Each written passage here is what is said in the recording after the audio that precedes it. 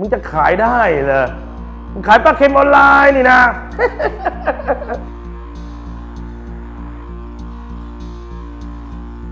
เพื่อนผมคนหนึ่งผมไปเอาของบ้านมันแล้วก็ตอนนั้นเที่ยงคืนเลยใช่ไหมผมบอกว่าเฮ้ยเดี๋ยวกูจะกลับไปไล่อีกรีบไปดิจะขายเที่ยงคืนนะโอ้เดี๋ยวดูมึงเข้าไปดูมันท้าทายแบบมากพอกลับมาบ้านปั๊บผมก็ไลฟ์คนดู300คนนั้นน่ะมากกว่าปกติคนมาพิมพ์ในคอมเมนต์เนี่ยมันไปถึงขนาดนี้เลยเหรอประเทศไทยเนี่ยขายปลาเค็มกันออนไลน์แบบนี้ไลฟ์สดด้วยเหรอทุกคนก็มาสบประมาทอย่างเงี้ยบอกมันจะขายได้เหรอบางคนเพื่อนเป็นตำรวจเพื่อนเป็นคุณครูเนี่ยมึงทำอาชีพอะไรเพื่อนมึงทำอาชีพอะไรขายปลาเค็มออนไลน์จริงเหรอมันฟังแล้วแบบปลาเค็มอะมันก็มีคนขำเราเยอะมาบอกว่าจะขายปลาเค็มจะขายอาหารทะเลนี่อาหารทะเลบ้านเรามีเยอะแล้วเรานี่มันคิดไปไม่ถึงเนาะ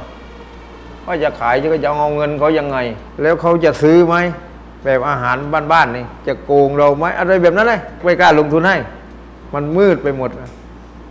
ไอ้ปลาเค็มมันอาจไม่ทันสมัยจริงแต่คำว่าออนไลน์นั้นทันสมัยเราได้ทำงานออนไลน์เว้ย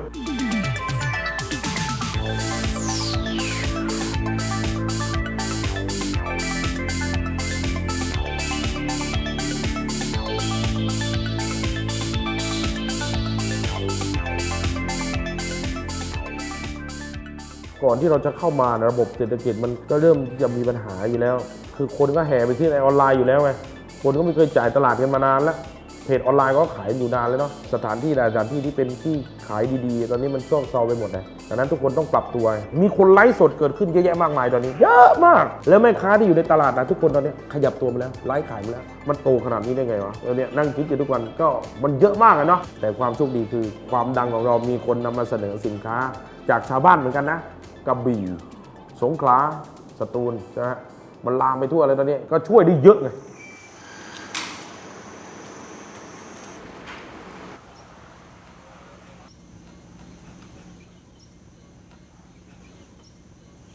ไปทำแรกๆทำของหมานี่แหละบางท่านนั่นหมาเอาแต่หมาที่5 ลูก9 ลูก10 ลูกแต่ว่าหมาทำนั้นเนาะ30 ปีเลยที่ทำปลาอย่างนี้ปลามันราคามันไม่ดีทำได้พันนั้นแหละราเค็มกับพันนั้นแล้วมันไม่ราคามันแต่ว่าพอสั้นมาทำนี่ราคาดีย่างเขาไปมั่งทำเองมั่งถ้าตัดหัวลูก2 บาทถ้าว่าเหล่พันนั้นลูกสิถึงตากพันนี้แพง10แต่ว่าย่างก็ต้องเพลนมากก็ทำไม่รสทำมาได้ใจได้กินคนได้กินฝ่ายเก๋เนาะต่อถึงมาทำได้สั้นนี่เลยทำปลาหวานมาขายได้ทำนั้นได้ซื้อรถนั้นขั้นนะเมื่อก่อนทำของปลาเขียวอยู่ไงนี่ปลาไม่พอขายก็แยกสาขามันอยู่แค่กันเจ้าเดียวกันแหละเมื่อก่อนมันทำงานมันดีทำอ้วนมาเลยก็พ่อเขางานมาเลยก็ไกลไม่สบายเรื่อยก็ให้มันมาเฝ้าว่าอย่าไปมาเลยนะทำป้ากับแม่นี่แหละหารายได้เสริมนิดๆหน่อยๆก็ไม่นิดน้อยแหละค่าไฟค่าน้ำของเราก็อยู่ได้แล้วมันขายของดีผักเดียวอะไรต่ออะไรก็ว่ามันก็ดีแหละมันพูดเก่ง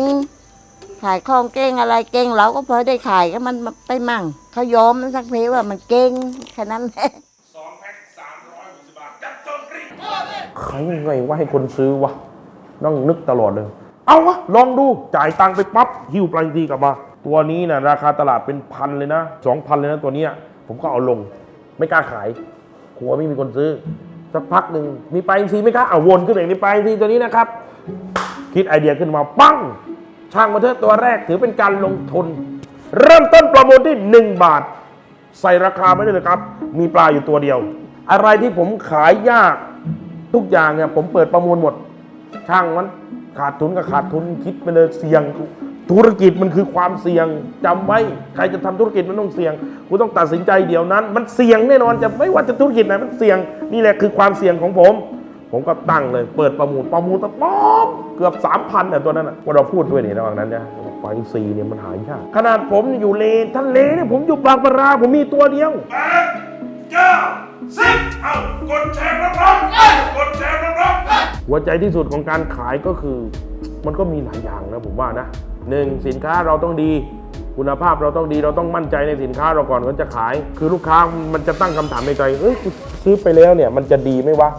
ถ้าไม่ดีได้ทำไงวะของกินใครจะมารับประกันวะอ่ะเราตัดเลยสินค้าผมมีปัญหาผมรับประกันให้สินค้ามีปัญหา3 วันผมเปลี่ยนให้ใหม่ยินดีคืนเงินทุกบาททุกสตางค์ลบปัญหาเขา1 ข้อแล้วเสียค่าส่งไหมวะอ้าวไม่ต้องเสียค่าส่งแม้แต่บาทเดียวอ้าวไม่ต้องเสียค่าส่งละส่งฟรีทั่วประเทศนะฮะแล้ววัตถุดิบจะดีไหมโอ้โหนี่ชาวประมงเลือกให้เองเลย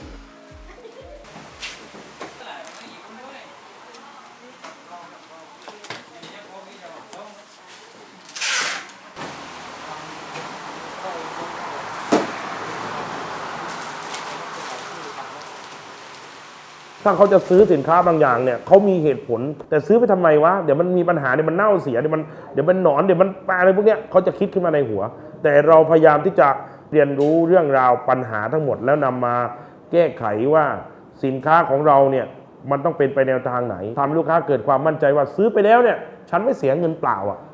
มันคือหลายองค์ประกอบของหัวใจคุณภาพวิธีการขายการนำเสนอนะครับยิ่งในไลฟ์สดเนี่ยมันยากมากเลยถ้าเราไม่นำเสนอดีๆพ่อฉันต้องได้กินกุ้งแม่ฉันต้องได้กินกุ้งผัวหนูต้องได้กินกุ้งผัวหนูต้องได้กินกุ้งดูกุ้งแห้งวันนี้ตัวใหญ่ไหมถ้าคุณซื้อตอนนี้ซื้อเดียวถ้าคุณซื้อตอนนี้ซื้อเดียวถ้าคุณซื้อตอนนี้ซื้อเดียวบอกเลยว่าร้อยจังได้เร่งเอ้าเฮียเรื่องเล่านี่สำคัญมากเลยแม่สาวน้อยมันเป็นสิ่งที่ทำให้คนเกิดอรรถรสในการกินเฮ้ยนี่มันอยู่บนแผงอยู่อีกนะ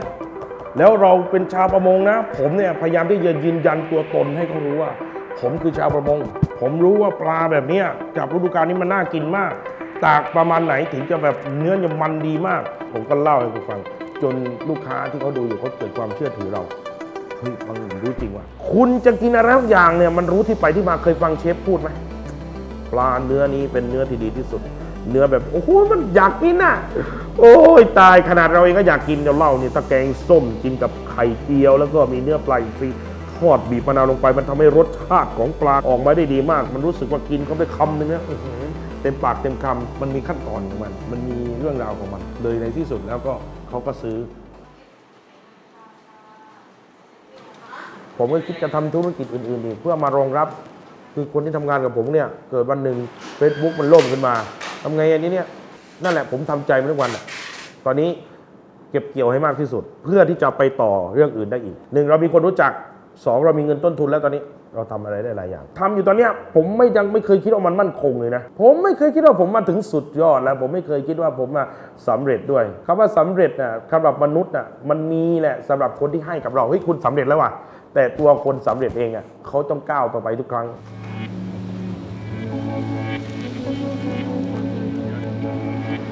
ออกเรือเหนื่อยกว่า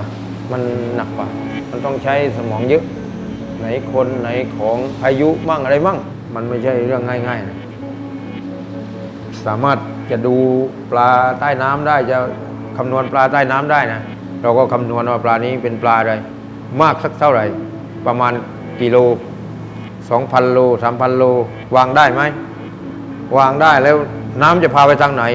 มีกระดังเทียมอีกถ้าน้ำเดินไปหากระดังเทียมเดี๋ยวอวนขาดอีกซ่อมไม่ใช่วัน2 วันแล้วก็มันต้องรู้แหล่งที่อยู่ด้วยนะวันนี้น้ำกี่ค่ำมันจะอยู่ตรงไหนถ้าบางคนไม่รู้ก็หาไปทั่วทะเลก็หาไม่เจอหรอกผมจะพูดถึงพ่อตลอดพ่อผมเป็นคนเก่งมากในเรื่องทะเลสิ่งที่พ่อผมทำแต่ผมเป็นเหมือนพ่อไม่ได้ออกหาปลาได้เลยไหมแต่ทำอย่างนี้เหมือนกับเป็นไตเรือมีลูกน้องเรือเหมือนกันผมก็เปรียบเทียบพยายามพูดอย่างนี้ปรับให้มันเข้ากันความรู้สึกผมมันเหมือนกันนะเหมือนคนเข้ามาแล้วเยอะๆแล้ว4,000แล้วเว้ย4,000ไม่ปล่อยอวนได้แล้วเว้ยแบบนี้เหมือนกันเลยคือความคิดผมจะเป็นคิดแนวเดียวกันแบบนี้ตลอดเลยที่ผมว่าให้อาหารเล่คือการดึงคนเข้ามาให้คนสนใจเราก็เหมือนดึงปลาให้มันได้เร็วๆคือหลักการคิดของผมมันไปตรงกันทุกอย่างที่ผมทำเพราะว่าปลาทะเลมันก็ไม่แน่นอนคนที่เข้ามาดูมันก็ไม่ได้แน่นอนจะเขาซื้อเราทุกคนแต่เราจะทำยังไงให้จับปลาได้นะเราต้องหาปลาเก่งๆนั้นคนเหมือนกันเราจะพูดยังไงที่จะเอาใจเขาให้เขาซื้อของเราไม่ได้เพื่อดึงดูดทุกคนผมต้องทำให้คนหันมามองเหมือนนี้ในทะเลก็ต้องเวลาจะจับปีนเพื่อลูกน้องออกมาพร้อมกันเหมือนกันเลยอันนี้คือ นี่ฮะนั่นเลยเหมือนกันเลย ผมนึกทุกวันเลยนะเนี่ยคำถามนี้มันถามมาได้ไงผมก็นึกว่าอยากจะเล่าไปหลายรอบแล้วไม่เคยเล่าให้ใครฟังไม่เคยมีใครถามแบบนี้กับผมคือผมมีแนวคิดตลอดพ่อผมก็ต้องคิดตลอดในทะเลว่าจะเอาปลาจับปลาผูนี้ต้องวางอวนจากตรงนี้ไปอ้าวเหมือนเรากันเฮ้ยฉากนี้ต้องขายอะไรดีวะคนมาแนวนี้ต้องขายอะไรดีวะคือมันปรับใช้กันได้หมดผมก็รู้สึกว่าผมเป็นไตเรืออยู่ตอนนี้จริงๆผมรู้สึกนั้นจริงๆดังนั้นผมรู้สึกภาคภูมิใจอย่างนี้แหละพ่อผมเลยยอมรับสิ่งที่ผมทำ เรื่องภูมิใจมันก็ภูมิใจอยู่ ภูมิใจที่เขาทำได้นะ ที่เขามีความสามารถตรงนั้นเนาะหลายคนทำไม่ได้ แต่เขาทำได้ ตัวเองเป็นฮีโร่ไหมคำถามนี้นะถ้าผมนึกนานเนี่ยแสดงว่าบางคิดว่าตัวเองเป็นฮีโร่แต่ที่ผมนึกนานเนี่ยผมว่าจะตอบให้ดีที่สุดว่าคำว่าฮีโร่หมายถึงอะไรต้นแบบไอดอลคนที่เป็นต้นแบบให้กับคนอื่นผมก็ไม่สามารถที่ช่วยเหลือได้ทุกคนนะไม่จะเป็นฮีโร่หรอกเป็นแค่ต้นแบบให้กับเขาว่าผมไม่มีทุน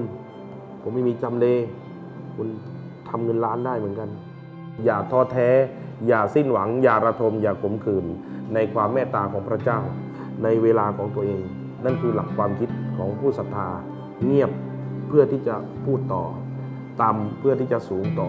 ดังนั้นอยากเป็นอะไรขอให้ฝึกอยากรู้สิ่งใดจงถามอยากทำอะไรพยายามความสำเร็จของคนเราก็ทีเดียวขายปลาเค็มใครว่าไม่สำเร็จมันก็สำเร็จได้ดังนั้นไม่ว่าอาชีพอะไรบางคนขายความคิดคุณต้องดูจากตัวตนของคุณแล้วเอามันออกมา